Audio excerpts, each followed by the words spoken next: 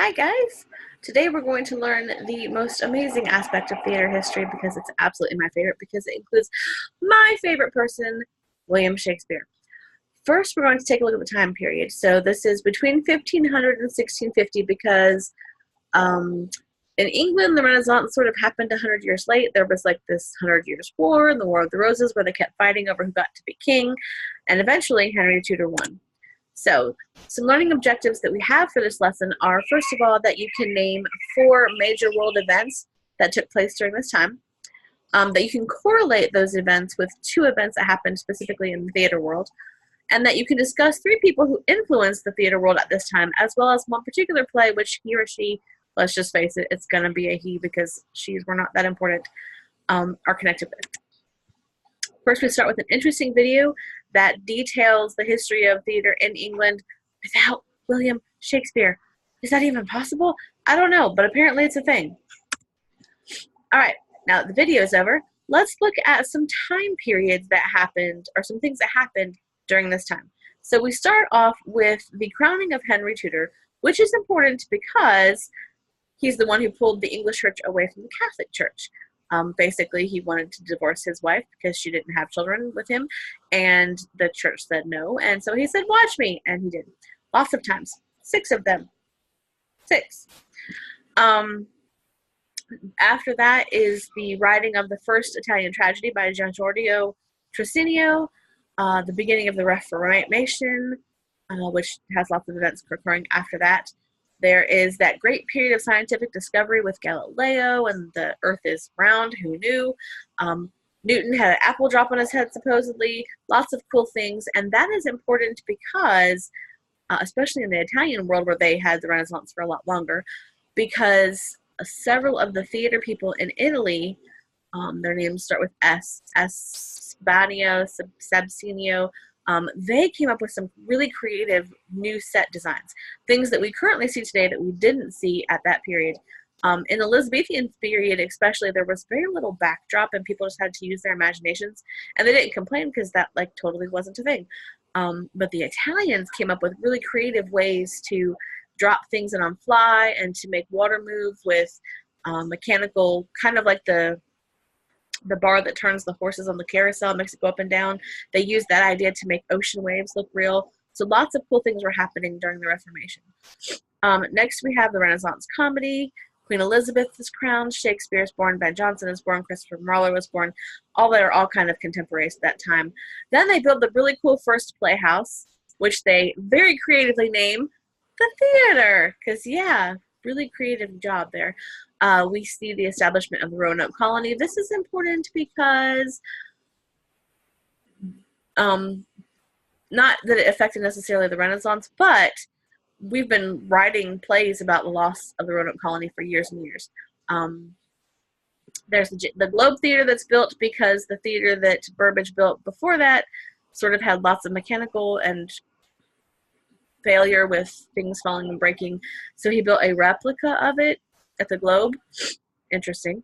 Then Shakespeare dies, and finally in 1650, the Puritans, who are part of the Reformation that Henry Tudor started, closed all the theaters because they say that they're terrible and awful and full of sin. Okay, so just a quick review. You can see all those things we just talked about in shortened form. These are the super important ones. I won't name them again. You can read. I hope you can read. You're in college. So we have Henry VIII, we have Galileo, we have the Roanoke Colony, there's Martin Luther and his 95 Theses, Queen Elizabeth, there's Jamestown, and there's the Italian theater. One of the things you can really see that's very cool is right here. Another aspect of the Italian theater that was really amazing was that they built the set so that there were long halls coming off of the sides at an angle. So it gave the set depth that wasn't really there, but entrances and exits looked like they were coming from lots further away, kind of like our wing curtains today. But it was a really neat and novel aspect to theater. Genres and plot lines that were important. I picked 3 leading authors of the time. Obviously, I picked Shakespeare. His contemporary, William Christopher Marlowe, who he kind of competed with, and Ben Jonson. You see that there are 4 4 genres happening: tragedy, comedy, a tragicomedy, and historical.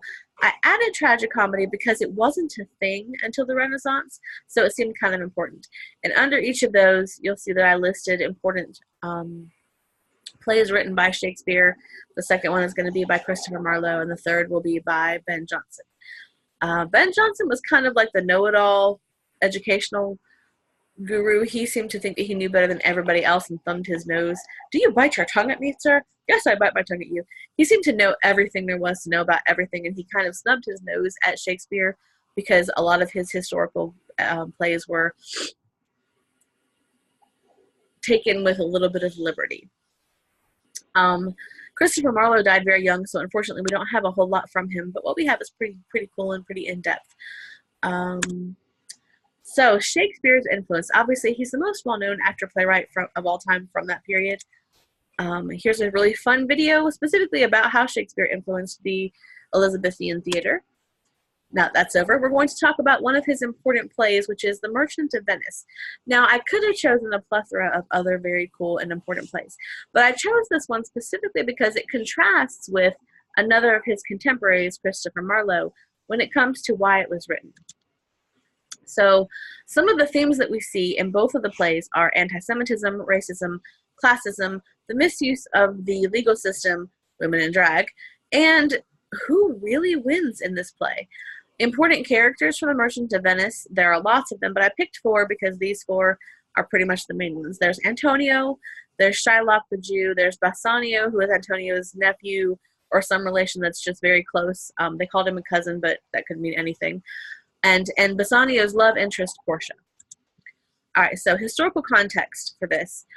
Clearly, Shakespeare and Marlowe are rivals. Marlowe is more educated. He went to university. He's writing for the Lord Admiral's men. He writes this play called The Jew of Malta, and he makes Barabbas this horrible person, just inside and out, top to bottom, just not a good guy. It's very much the way we might mischaracterize a group of people today and just make them the villain and the awful person and the stereotypical kind of person.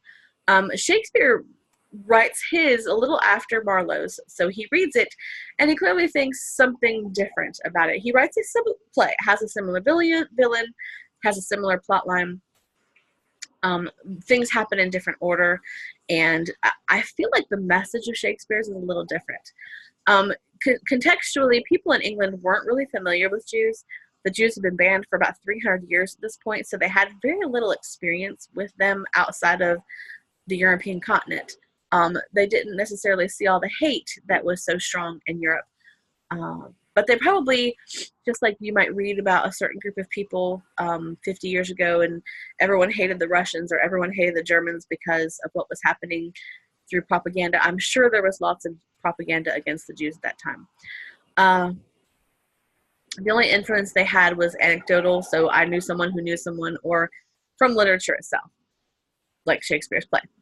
Marlowe's writing depicts the character strictly as evil, but one of the things that I liked about Shakespeare's depiction is that Shylock can be humanized. We can see at the very beginning that Antonio is really awful to him, and I feel like that gives Shylock just a little bit of humanness, and maybe we could round off his character a little and see a little more depth into there.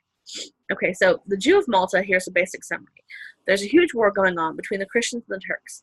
The governor decides, you know what, I need money to fund my war, so I'm going to take all of the Jews' money.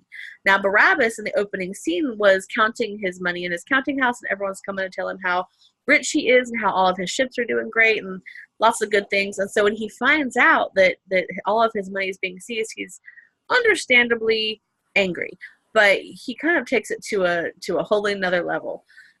He makes this huge plot to make the governor's son fall in love with his daughter, and that works until someone else also falls in love with him, and then they all begin to fight, and then both of the dudes die, and Abigail's like, "You're a horrible, awful father," and she runs away.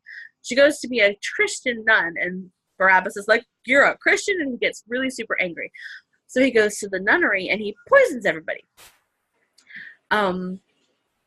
Strangles a couple of priests, gets found out, makes a trick to make himself look dead, comes back, everyone votes him as governor. He switched sides a couple of times, and eventually he creates this trap for the Turkish slaves and rulers that he falls into himself. really a terribly avaricious, awful guy. No redemption qualities in him at all. The Merchant of Venice, however, is very different. It opens with Antonio, the supposedly good guy, treating Shylock horribly. Like, if we saw someone treating someone else that way today, they'd be like, lose their job, and all kinds of retribution would happen. But you know, everyone's cool with Antonio basically abusing Shylock and treating him like a dog. Shylock is angry. He doesn't fight back in the public arena. Of course, he's smarter than that. Eventually, Bassanio, who is Antonio's cousin of some kind, comes and says, "Hey, I need some money because there's this chick I want to marry, but I gotta have money to go see her." And he's like, "Yeah, I'd love to help you, but you know, everything that I have right now is invested off in the ships, but it's coming back soon." And he's like, "Well, I can't wait." So Antonio, loving this dude, goes off to meet with Shylock to ask for a loan, and Shylock sees his moment and creates a really bizarre contract. I mean, I don't understand why Antonio signed it, but he did. He basically says, if you fail to pay it, I'll take it as a pound of flesh from anywhere on your body. Antonio's like, no big deal. I mean, it's like 3,000 ducats. So, you know, my ships will come in. I'll be all good. Well, everything that could go wrong basically does go wrong, and all the ships sink, and he loses all of his wealth, and he's basically destitute. And then Shylock comes and says, "Hey, you owe me money." And Antonio can't pay it. And he's like, "Hey, can we work something out?" And Shylock's like, "Nope, nope, nope." So they go to court, and he is adamant about demanding that the contract be fulfilled, that he take his pound of flesh. Then he asks for his pound of flesh from his chest, which, you know, is like all of the blood vessels and heart, and like it's clearly going to kill Antonio to take his pound of flesh from that spot.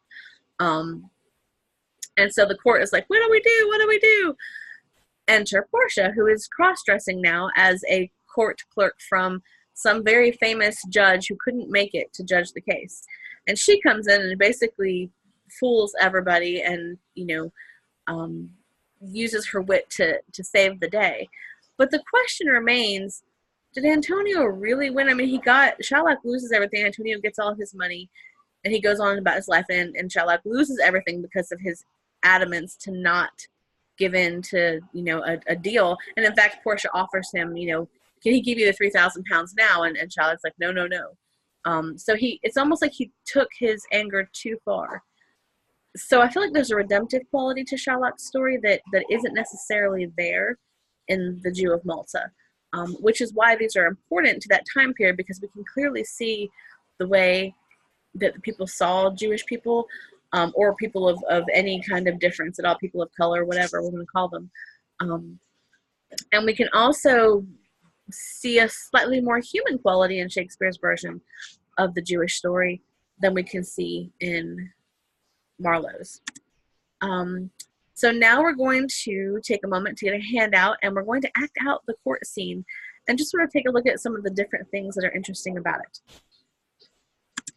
Okay, now that we've acted it out, we've had our discussion, tonight you're going to go home, you're going to read Act 1 of The Jew of Malta, and you're going to write a 3-page paper where you compare and contrast Shylock's character with Barabbas's character. I hope you enjoyed our lesson. Have a great day. Bye-bye.